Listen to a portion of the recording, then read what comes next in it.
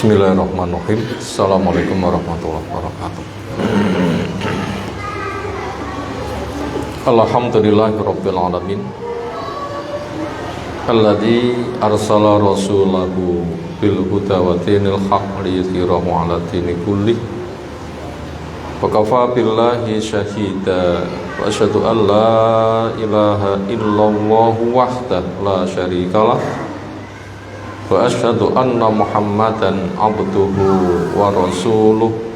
Allahumma shalli ala Muhammad wa ala alihi wa ashabihi wa man tabi'ahum bi ihsanin ila yaumiddin.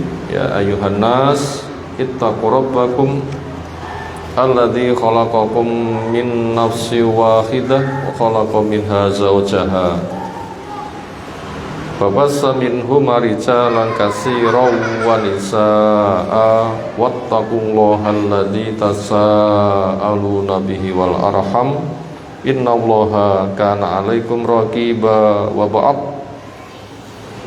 Fa inna asdaqal hadisi kitabullah wa khairal hadyi hadi Muhammadin sallallahu alaihi wasallam syarrul umuri muhdatsatuha fa inna kulla muhdatsatin bid'ah wa kulla bid'atin dhalalah wa kulla dhalalatin finnar. Hayal ikhwah azza subhanahu wa ta'ala,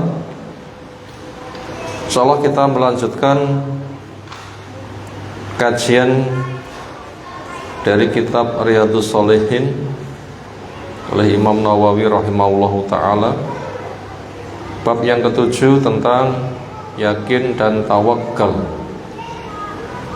yang ayat-ayat telah kita kaji. Sekarang kita masuk kepada hadisnya.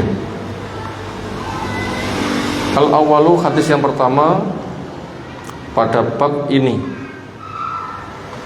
Ali bin Abbas radhiyallahu anhuma, dari Abdullah bin Abbas, semoga Allah meridhai pada keduanya. Beliau sepupu Nabi SAW, misanan antara Abbas dan Abdullah, itu saudara. Ibnu Abbas termasuk sahabat generasi muda. Ketika Nabi SAW meninggal, Ibnu Abbas umurnya sekitar 14-an tahun. Memiliki lisan saul, banyak tanya untuk cari ilmu, sehingga hasilnya luar biasa dan semangat. Bisa dibilang termasuk orang yang kemanapun Nabi SAW pergi selalu mengikuti, sehingga perilaku Nabi SAW bisa ditiru. Hadis-hadisnya juga sangat banyak. Pernah dipeluk Nabi SAW dan didoakan, Allahumma faqihu fiddin wa 'allimhu ta'wila. Ya Allah, anak ini fahamkan kepada agama dan beri kemampuan tafsir. Dan Allah kabulkan, akhirnya menjadi ilmuwan yang luar biasa. Apa yang beliau ceritakan, hadis yang ia dapatkan dari Nabi SAW. Qala, beliau cerita, qala bersabda Rasulullah sallallahu alaihi wasallam, uridat alayya al-umamu, ditampakkan kepada saya umat-umat yang dulu.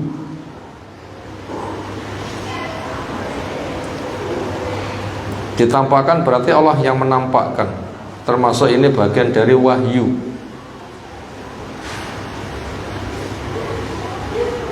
Faru'aitu nabiyya, maka saya melihat ada seorang nabi, wa ma'ahu, menyertainya dari umat yang mengimaninya, arruh batu, sekelompok kecil.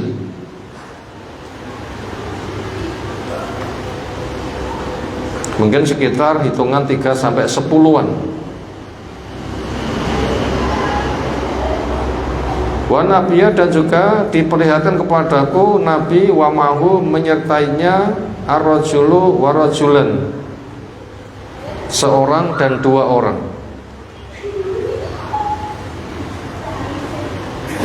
Wa nabiyya jandukari tampak kepadaku Nabi laisa ma'ahadun tidak menyertainya seorang pun dari umat, belas gak duwe umat. Dikala itu rufi'a li sawadun azim, ditampakkan dikala itu ada hitam-hitam yang besar. Ini sebagai simbol sekumpulan umat yang jumlahnya besar. Kata hitam itu biasanya dipandang dari jauh tampak hitam-hitam, berarti kumpulan besar, jumlahnya tidak tahu, sangat banyak sekali. Fadhonantu annahum ummati, saya menyangka kalau mereka itu umatku. Wah, umatku sing kuwi kira-kira. Wakilali, maka dikatakan kepadaku hadza Musa wa qaumuhu, itu Musa bersama umatnya. Termasuk Nabi Musa diberikan fadilah yang mengikuti jumlahnya banyak. Walakin inzur ilal ufuk, tetapi lihatlah ke ufuk sana. Faida sawadun adim, di sana ada hitam-hitam yang besar. Wakilali, dikatakan kepadaku undur ilal ufuki al-akhar, lihat ufuk yang lain. Sawangan kono, sawang, wakeh. Sawangan kono lagi, wakeh. Faida, ketika itu ada sawadun adim, hitam-hitam yang besar, simbol umat yang sangat banyak. Wakilali, dikatakan kepadaku hadi ummatuk, nah itu baru umatmu.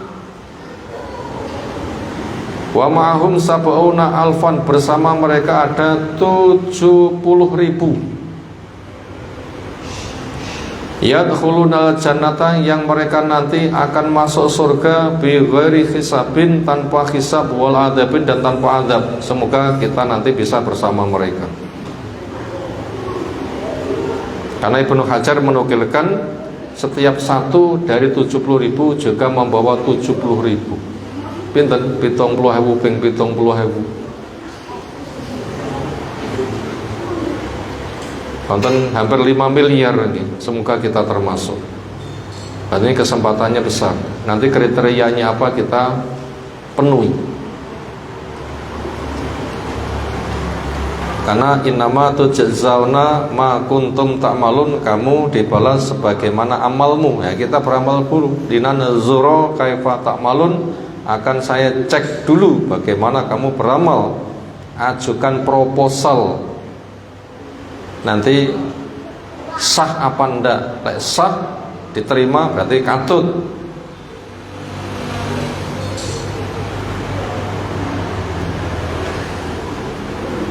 Sumana hadza fatakhala manzilahu, setelah itu Nabi SAW bangkit dan masuk ke rumah.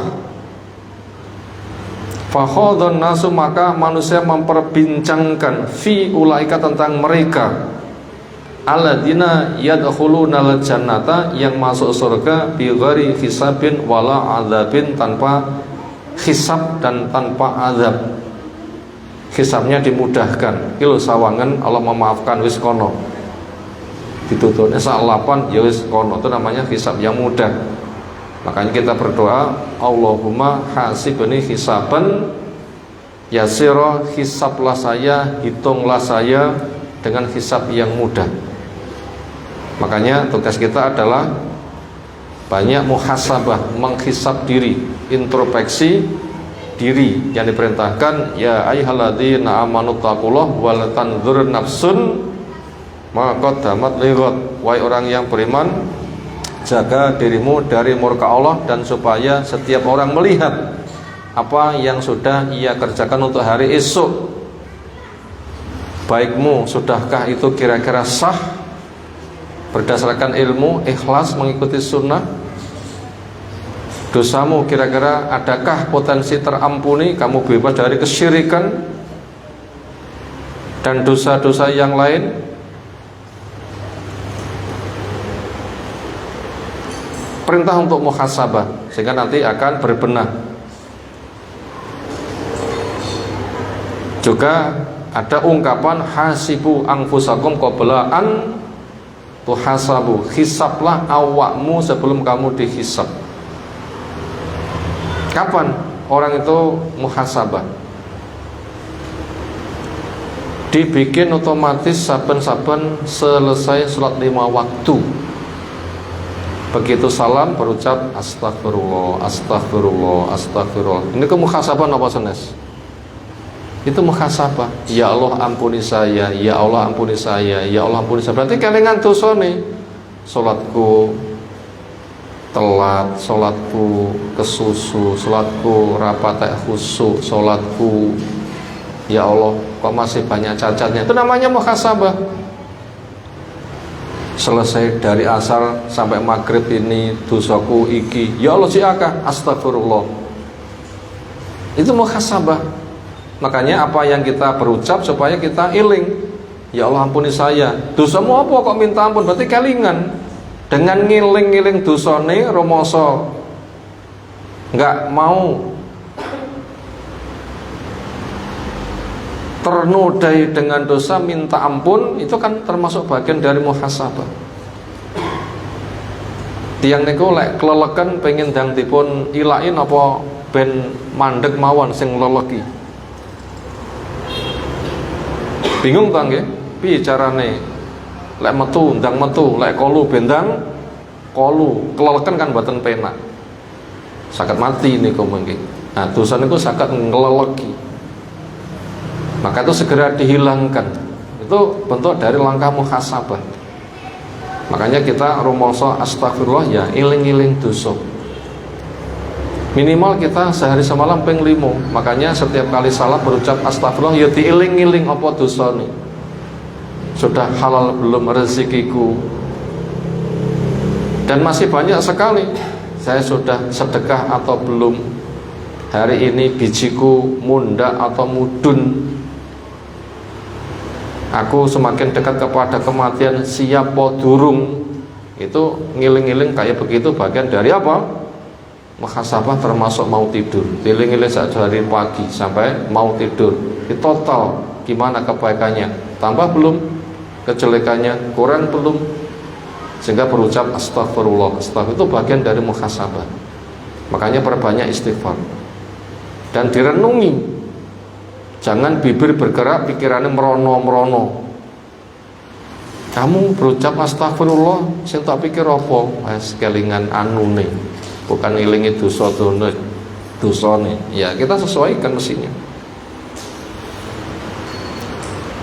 Nah, beliau menjelaskan ada 70.000 orang masuk surga tanpa hisab, tanpa azab. Ibnu Hajar menjelaskan berdasarkan rujukannya setiap satu membawa 70.000 juga. Berarti jumlahnya banyak, tapi nggak dijelaskan gimana sifat mereka. Akhirnya Nabi SAW masuk ke dalam rumah. Akhirnya orang itu memperbincangkan sopoyo. Fakola ba'dhum, sebagian mereka mengatakan fala'alahum, maka barangkali mereka aladina, orang-orang yang sahibu, menjadi sahabatnya Rasulullah sallallahu alaihi wasallam. Kalau memang itu iya, cintailah para sahabat, nanti kita akan dipersamakan. Karena almar'u ma'aman ahabba, orang akan dibersamakan dengan yang dicintainya. Fakola ba'dhum, falalu, maka barangkali mereka aladina, orang-orang yang wulidu, dilahirkan fi Islam, di dalam Islam. Dan itu lahir fitrah. Ibunya baik, bapaknya baik, lingkungannya baik, berkembangnya baik, sampai mati baik. Sinten? Tiang lahir lingkungannya sae, nganti dewasa mati sae. Sahabat sinten?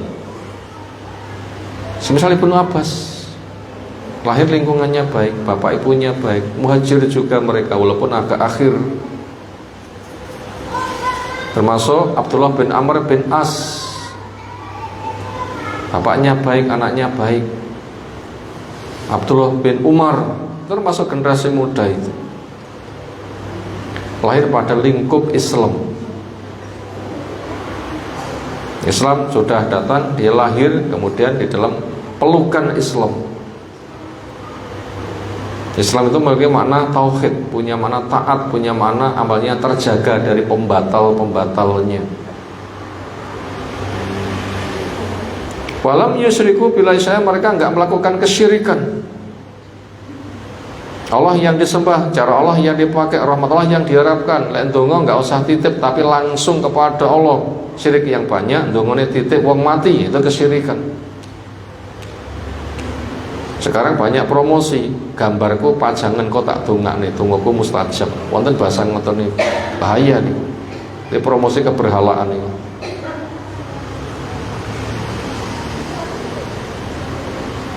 Wa zakaru asya'a, mereka juga menyebut beberapa hal yang lain. Wa kharaja alai, maka keluar kepada mereka Rasulullah SAW. Faqal, beliau nanya, ma alladzi tahuduna fih, apa yang kalian perbincangkan padanya, opo sing tak obrol nih. Fakhbaruhu, maka mereka menghabarkan kepada Nabi, lah niku wau lho jenengan kan dawuh diperlihatkan umat yang dulu ada hitam-hitam sana banyak, dikatakan itu katanya umatmu, dari mereka ada 70.000 masuk surga tanpa hisab, tanpa azab. Sinten nggih? Fakola, maka jawabnya, hum, mereka alladzina, orang-orang yang la yarkun. Ini bila kita melihat syarahnya bukan la yarkun tapi la yastarkun. Kita buka syarahnya adalah la yastarkun. Walaupun di sini ada dua, wala yarkun, wala yastarkun, tapi sebenarnya adalah wala yastarkun. Tidak minta untuk diruqyah. Karena ruqyah syar'iyah itu boleh. Itu dibaca la yarkun itu nggak pernah ruqyah. Padahal Nabi pun juga pernah meruqyah. Kalau tetap diterjemahkan dengan tidak meruqyah, artinya tidak ruqyah dengan gaya syirik. Sementara Nabi SAW pun juga meruqyah. Jibril pun juga meruqyah. Bismillahi arqika. Dengan menyebut Allah saya ruqyah kamu, artinya kamu saya doakan semoga Allah menyembuhkan kamu. Itu namanya ruqyah, ndongakni. Kita sami saged mboten ruqyah. Biar niku ndonga, saged mboten? Bangis dadi yang saged to.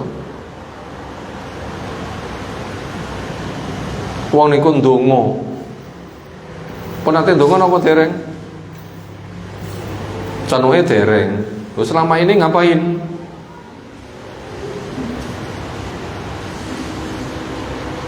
Dibacakan ayat-ayat yang dihafal, Al-Fatihah, An-Nas, Falaq, Qulhu, ayat Kursi, dua ayat terakhir Al-Baqarah, rata-rata kan hafal.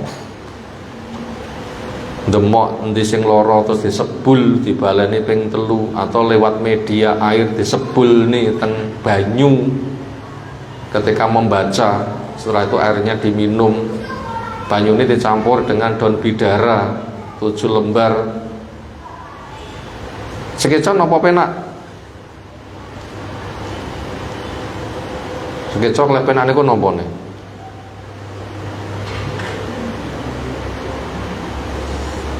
Makanya gak usah repot mencari tukang ruqyah. Napa? Setiap Islam, tiang Islam mesti saged ngruqyah. Makanya bila diterjemahkan dengan layar pun tidak ruqyah gaya syirik, karena Nabi ini pun juga meruqyah.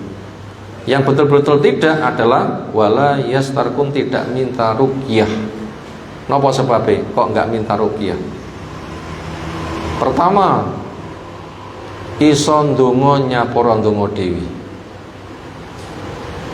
Kira-kira tiyang niku ndonga dewi kalih dipun dongane mantep dongane sing gadah butuh napa mantep dongane tiyang sing ndongakne?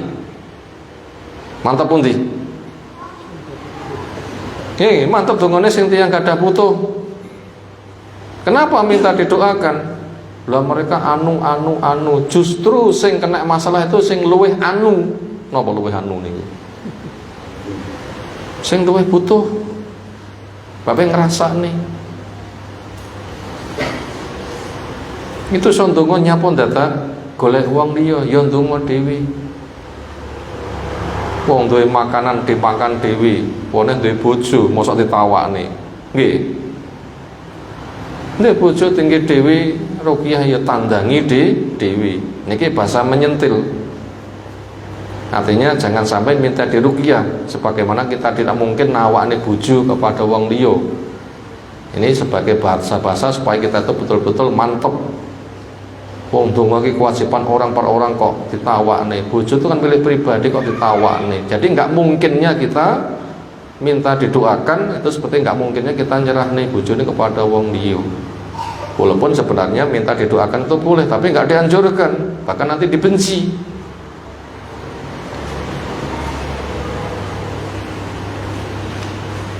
Makanya jangan minta didoakan, butuh ngruqyah piyambak. Itu pertama, tidak minta diruqyah walaupun pakai ruqyah syar'iyah. Kenapa iso tandang dewi? Pertama, iso ndonga dewi tandanga, nomor kalih niku luwih tawakal. Atine luwih sumenden kepada Allah. Lek njaluk ditungane berarti atine disendekne menyang wong liya, berarti kurang tawakal. Luwih tawakal nggih ndonga dewi, atine ben semindi dhateng Allah piyambak. Nomor 3, benjon repotne datang tiang lintu. Tiang niku lek disambati ngruqyah rada repot mboten? Rada repot. Biasane sing diruqyah niku tiang sing kejinan, gampil napa ribet? Ribet. Dadak nekane wong ngatur wektu. Ngruqyah nggih dawa. Kadang sing diruqyah jine ngamuk, kadang gelut, sing ruqyah kadang kena musibah, kadang dicaci, kadang dimaki, kadang dipukul, kadang diludahi. Dan itu waktunya lama. Sementara wongnya serba sibuk, kan menyibukkan, nyapa sambat wong liya. Kok nggak langsung kepada Allah? Allah bikin musibah itu wongnya ben kembali kepada Allah, kok dadak ngrepone wong liya. Ya balik dhewe dateng Allah piyambak. Diruqyah piyambak, gak usah butuh wong liya. Ruqyah niku menawi to dikabulne niku cespleng langsung sepisan mari napa berpotensi bertahap. Berpotensi bertahap kalau itu kena sihir itu kadang ikatan itu banyak. Satu ikatan itu 1 jin, 1000 ikatan kan bisa 1000 jin. Lek sak ruqyah niku nyepot siji nggih kudu nyepot 1000. Niku lek ngundang wong telas pinten. Senajan to mboten bayari, tapi ya pangkah nukone bensin. Wong Jawa saged mboten? Gratis total. Atine wong Jawa mboten saged. Kenapa? Itu termasuk bagian dari fitrah. Wong Jawa tajam maknanya begitu. Lek ngruqyah dhewe kan sak wayah-wayah to nggih. Rasa ngrepotne sapa? Nah, pengen duan udarane mboten ngrepotne wong ya nandur piyambak. Gelis niku tukule. Gampang lemu. Demikian juga wala yatoyarun, mereka tidak tatoyur. Ketika punya hajat, pilih iya atau pilih tidak, itu melihat gelagat lingkungan burung diantaranya. Lain mebore nengen, oh sito. Lain mebore ngiwo, gak sito. Lain mebore lurus ngajeng baleni neh. Seolah burung itu menjadi sebab atau penentu nasib. Syirik to nggih. Lain burung niku dadi sebab syirik kecil, lain burung niku penentu nasib syirik besar. Makanya kalau kita tuh punya hajat ya istikharah. Pertama pastikan halal atau haramnya. Lek halal melaku. Yang kedua mampu panda. Lek mampu melaku. Yang ketiga tinggal memantapkan hati. Halal dulu, mampu. Yang ketiga memantapkan hati. Ya Allah, saya minta pilihan kepadamu. Bila baik mudahkanlah, berkailah. Bila tidak maka jauhkanlah dan ganti lebih baik. Istikharah yang paling simpel kan ngoten. Lek terus saged lafaz doa istikharah. Itu caranya untuk menghilangkan tatoyur. Sementara tradisi jariyah niku ngoten niku.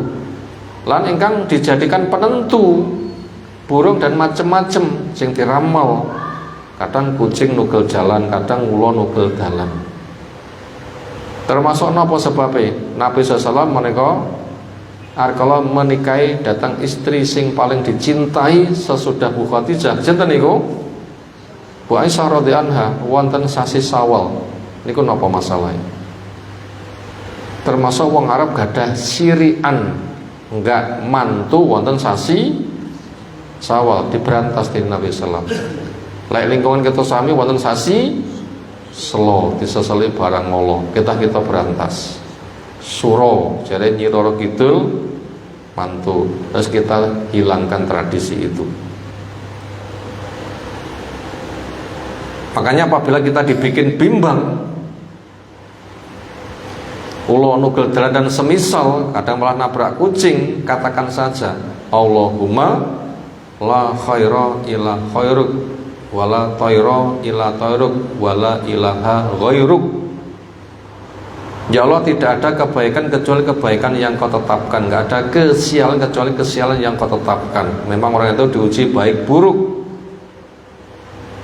mana syukurmu, mana sabarmu, dan tidak ada yang diibadah dengan benar kecuali yang kau saja. Itu yang ditempuh udune. Yang ketiga, wa'ala rabbim yatawakal, kepada Allah mereka bertawakal. Artinya menjadikan Allah itu sebagai tempat sandarannya. Kenapa tawakal? Menjadikan Allah sebagai tempat sandarannya. Ya Allah, urusan kulo sandarkan kepadamu. Engkau memberikan syarat apa kepada kami, saya siap tandang. Awamu kudu ngene-ngene, siap. Niku jenenge tawakal. Dan itu kepada Allah. Wa 'alallahi falyatawakkalil mu'minun, kepada Allah orang beriman itu supaya bersandar. Urusanku kusandarkan kepada Allah, sehingga nanti yang ku perbuat apa nunggu instruksi Allah. Saya disuruh ini itu mau. Rantai duit mansingo bisa. Luwe makanlah budal. Pengen di bojo milang-miling ngelamaro. Itu bagian dari tawakal. Kenapa? Menyandarkan kepada Allah, sehingga nanti nunggu instruksi Allah itu apa. Dan Allah itu memerintahkan kita berkarya, bukan nganggur.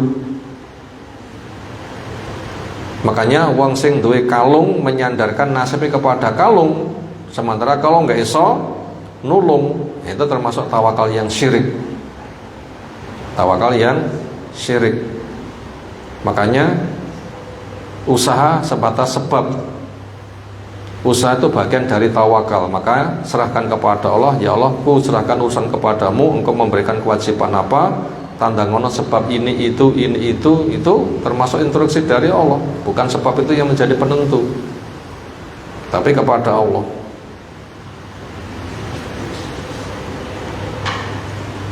Tiang niku nuwun sewu, masalah penghasilan nih.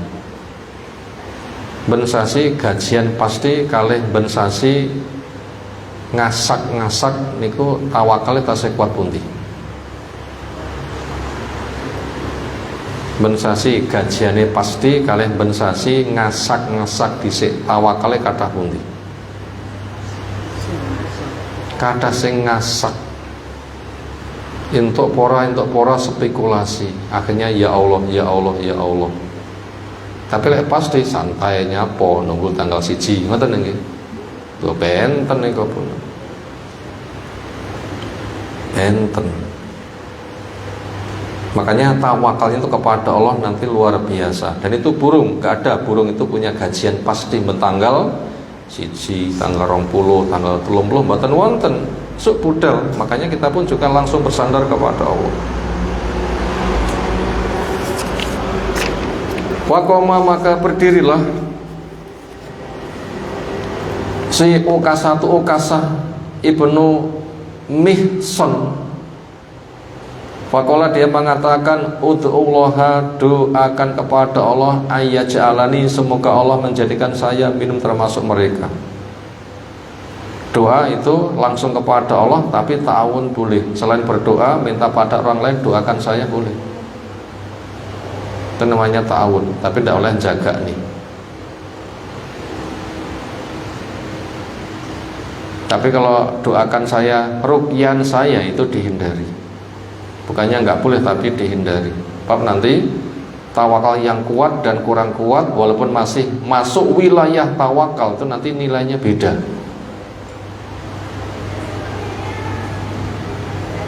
Makanya Nabi SAW itu akhirnya menutup kepada orang yang minta, walaupun doakan saya kepada orang soleh masih hidup, di depannya itu boleh, tetapi itu enggak dibikin pintu terbuka, dibikin pintunya tidak terbuka. Makanya segera ditutup, walaupun itu boleh, untuk mendapatkan tawakal yang super. Faqala jawabnya, anta minhum, kau termasuk mereka. Semoga kita dibersamakan orang yang di surga. Semua kemudian berdiri seseorang, akharu yang lain, faqala dia mengatakan, ud'ullaha, doakan kepada Allah, ayyaj'alani, semoga Allah menjadikan saya minhum, termasuk mereka. Ini ternyata segera ditutup, tapi enggak menyinggung. Apa isinya, caranya, pakai lafaz apa? Sabakoka biha ukasatu, telah mendahului kepada kamu berkaitan minta didoakan oleh si ukasah, awakmu kedisian ukasah. Artinya itu apa? Meminta itu jangan dijadikan kebiasaan. Kono minta oleh, berikutnya itu segera ditutup. Artinya apa? Andaikan minta itu sesekali boleh, tapi ojo dadi penggawean. Sementara masyarakat wonten boten penggaweane njaluk ditungakne, wonten boten. Biasane mbah yai sing sunnah lek boten niku tamune kathah boten. Sing sunnah gak pate akeh, sipate mek dolan biasa cethuk, pendorongnya gak pate enek, ya lek longgar wae sowan. Tapi mbah yai sebagai tempat penitipan doa rame mboten? Ra kena timpet. Niku sing dipun padosi menika pancen njaluk didongakni. Kroyo-royo. Jemeneh kok jek urip wis mati mawon jek digoleki kuburane lumantar panjenengan sing sampun sumari. Makanya kebiasaan minta didoakan itu segera ditutup. Walaupun itu boleh, tapi itu segera ditutup. Bahkan termasuk perkara yang dibenci adalah kasratul soal, minta diperbanyak, minta didongakni. Itu perkara yang dibenci. Nyapa tawakalmu kok nyanggone wong, kok nggak nyanggone Allah.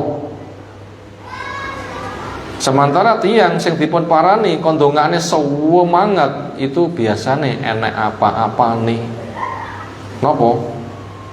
Lek wayah salaman mbah yai ini tangane mengarah ke dada. Napa niku terjemahane wong? Kamu berada di dadaku, ngoten nggih kira-kira. Wah, saya berada di dadanya mbah yai, bangga ngoten nggih. Jane senes niku ning napa? Salam tempel niku namung nguncalne amplop teng bawah ketiak, gayane ngoten. Jareke niku napa? Kamu di dadaku. Niku namung nyelehne amplop niku wonten sake sing tukang ngadahi niku pun wonten. Lek salamane amplope kandel niki donganipun dawa. Mila mbah jane nggih semangat dadi penggawean. Bahkan nganti promosi, aku ki dongane mustajab lho. Pokok gambarku tak pasang nek media kok tak dongakne. Gak pengin to dongaku mustajab ngono kuwi. Itu promosi keberhalaan. Bahaya sekali. Kenapa? Ya, istamta ba'duna ba'dun, masing-masing itu mendapatkan keberuntungan. Butuhe wong-wong sing teko rumasane langsung kabul, butuhe mbah yai diparani wong niku amplope kathah. Donge sugih rata kerja jareke niku karomah ngoten nggih. Jadi pun karomah. Dan Nabi kelas ini kok mukjizat. Itu pembodohan kepada umat. Cuma ini siapa kita tidak tahu, kita nggak sebut orang, tapi kita cerita karakter. Artinya seperti itu tidak boleh. Makanya itu langsung ditutup. Sabakoka ukasatu, ukasah telah mendahului kamu. Itu diantara pensarahannya. Muttafaq alaih sebagai tasnya oleh Bukhari, oleh Imam Muslim. Berikutnya kita masuk kepada rangkuman satu hadis agak panjang, mungkin satu saja yang kita kaji malam hari ini. Pelajarannya apa? Nomor 1, tanda kenabian.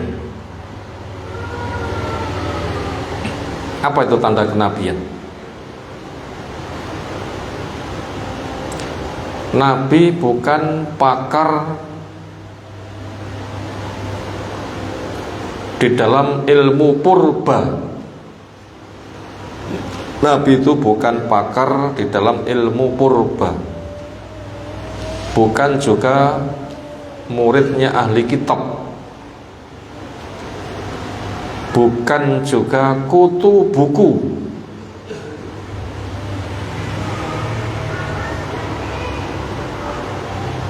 Tetapi berita yang disampaikan benar apa adanya. Ini pelajaran pertama, tanda kenabian. Nabi itu bukan pakar di bidang purba. Nabi juga bukan muridnya ahli kitab. Nabi juga bukan kutu buku, bahkan malah buta huruf. Tetapi berita yang disampaikan benar. Ini kalau bukan wahyu gak mungkin. Cerita peristiwa yang lalu niku biasanya kan masuk kategori pakar purba toh nggih. Menggali ini itu dengan benda ini diperkirakan ada benda-benda peninggalan bertuliskan dan sebagainya. Nabi kan bukan kan. Demikian juga bukan muridnya Yahudi Nasara yang dibacakan kepada mereka kitab yang menceritakan kisah-kisah, juga tidak ngerti. Juga bukan kutu buku, bahkan malah buta huruf. Tetapi berita yang disampaikan kok bener. Ini kalau bukan wahyu tidak mungkin yang ahli kitab mengakui apa sing dionek ini Muhammad itu wahyu. Kenapa? Wong Yahudi rumangsa enggak duwe murid sing jenenge nabi kita. Dan seterusnya. Tetapi pasal yang pertama termasuk tanda kenabian, yaitu Nabi menceritakan nabi-nabi tempo dulu itu umatnya enggak sama, bahkan ada yang enggak punya umat, bahkan ada yang dibunuh oleh umat. Nabi sinten sing dibunuh? Nabi Zakaria, Nabi Yahya. Walaupun Nabi kita umatnya banyak sekali.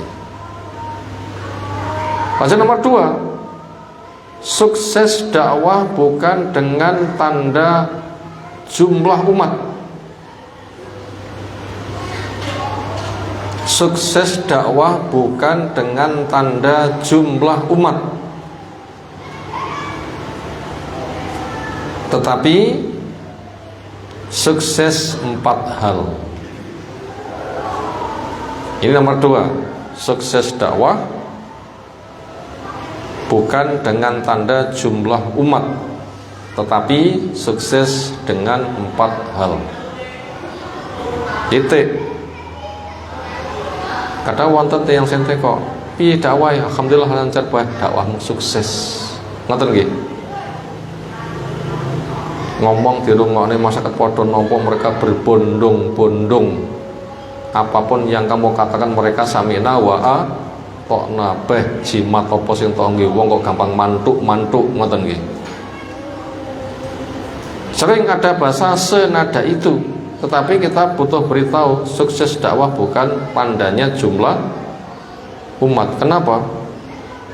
Semua nabi itu berdakwah dan semua nabi itu sukses. Wonten nggih nabi mboten dakwah? Enggak ada, semua nabi itu berdakwah. Enggak ada nabi tidak dakwah, memang diutus untuk mengajar pada umat. Wa yu'allimuhumul kitaba wal hikmah, mengajarkan kitab dan hikmah, ngulang. Itu termasuk landasan kenabian rukun bi'tsah, landasan kenabian tugas yang paling pokok, tasbiyah dan tarbiyah, membersihkan yang kotor-kotor dari akidah yang jelek dan macam-macam, lalu ditarbiyah, dibimbing dengan wahyu. Sama semua nabi. Dan kenyataannya itu tidak semua nabi itu duwe umat. Makanya kalau standar sukses itu dakwahnya itu disambut oleh umat yang banyak, berarti menuduh nabi itu gagal. Padahal nggak ada nabi yang gagal. Makanya kita jangan mengatakan sukses itu melihat jumlahnya, tetapi sukses itu melihat dari tugas yang diembankan. Apabila 4 hal itu dia punya, itu tanda sukses. Apa 4 hal itu? 1, selalu berbekal ilmu, basirah, punya basirah. Yang nomor 2, ilmu diamalkan.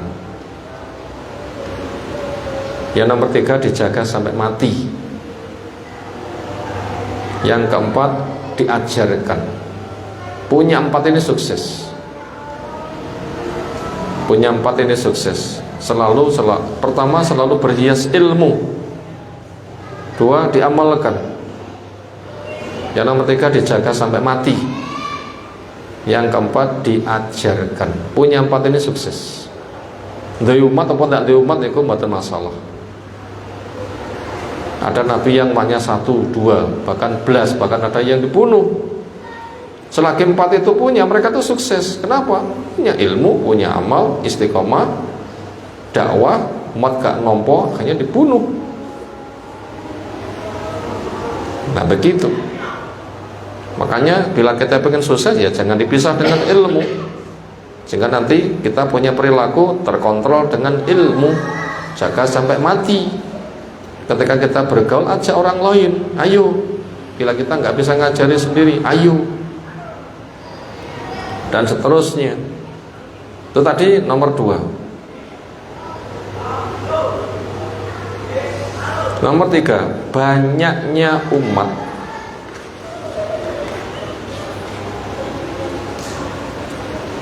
yang menyambut dakwah. Banyaknya umat yang menyambut dakwah. Yang beruntung adalah umat itu sendiri. Banyaknya umat yang mau menyambut dakwah. Yang beruntung adalah umat itu sendiri, karena mau menerima hidayah.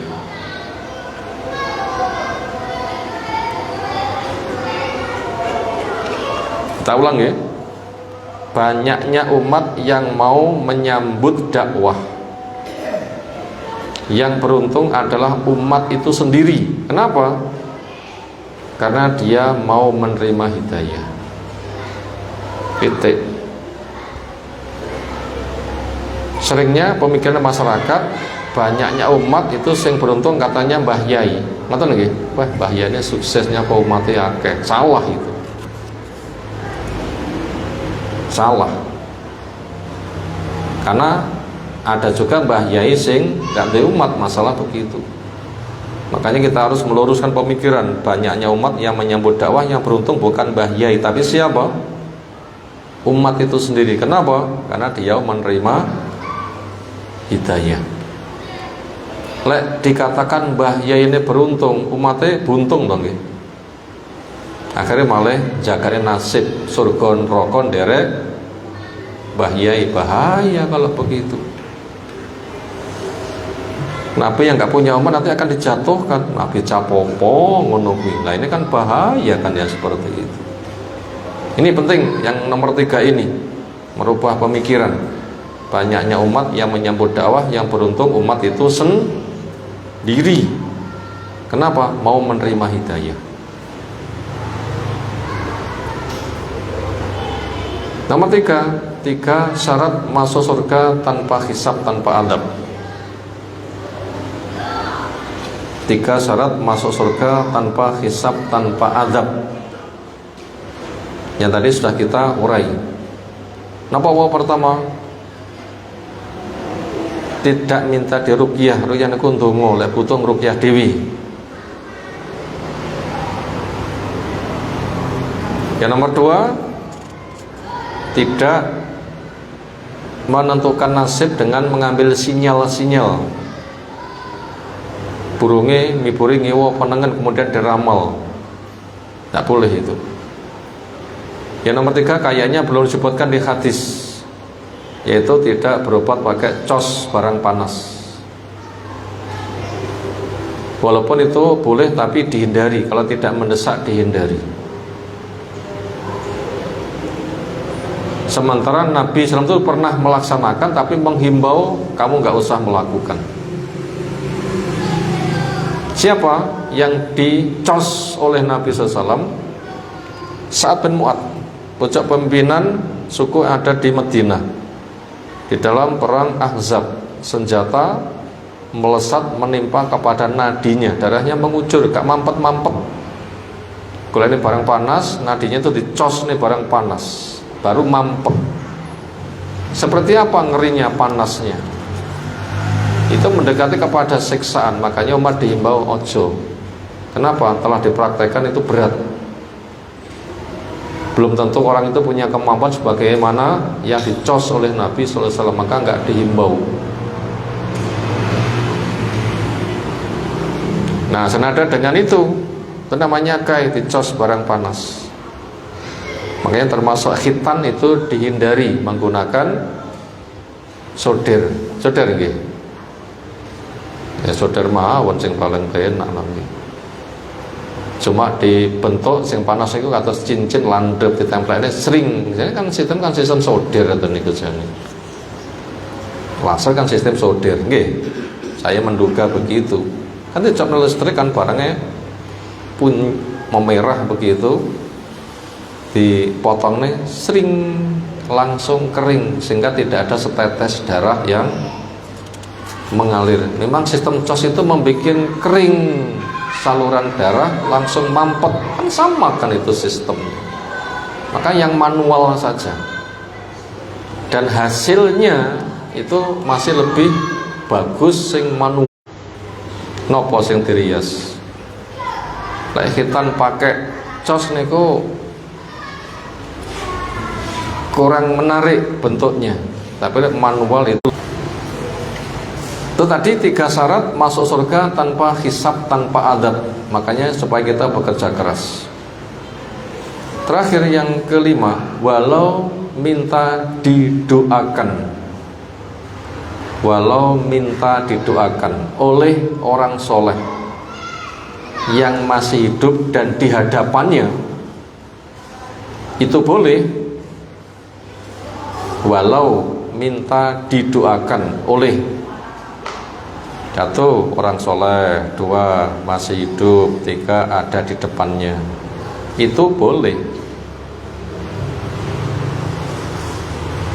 Tetapi pintu kebolehan ini tidak gampang terbuka. Tapi pintu kebolehan ini tidak gampang terbuka agar masing-masing orang itu mandiri. Saya ulang yang kelima, walau minta didoakan.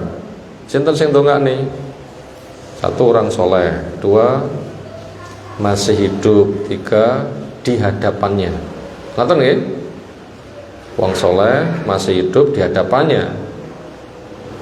Itu boleh, tetapi pintu kebolehan ini enggak gampang terbuka. Walaupun dibuka kena, tapi enggak gampang. Kesannya banyak ditutup, walaupun jadi dibuka ya oleh. Tujuannya apa? Agar masing-masing itu mandiri, ben donga dewi. Nah begitu, ini penting ini. Makanya Ukasah bin Mihsan ditungakne wong liya, saya juga doakan. Oh kedisian, kan begitu kan tadi pelajarannya. Itu hikmahnya wong benco masuk pada pintu itu, tapi supaya mandiri, sehingga masing-masing itu biar mendekat langsung kepada Allah Subhanahu wa ta'ala. Demikian satu hadis yang kita kaji malam hari ini bersama keterangannya. Bila benar semata itu karena dari Allah, semoga Allah memberikan ilmu bermanfaat untuk kita. Bila salah memang kita banyak kekurangan, semoga Allah membimbing kita semuanya. Ada tanggapan silahkan. Sekira cukup istirahat. Subhanakallahumma bihamdika asyhadu an la ilaha illa anta astaghfiruka wa atubu ilaik. Walhamdulillahirabbil alamin. Untuk jatah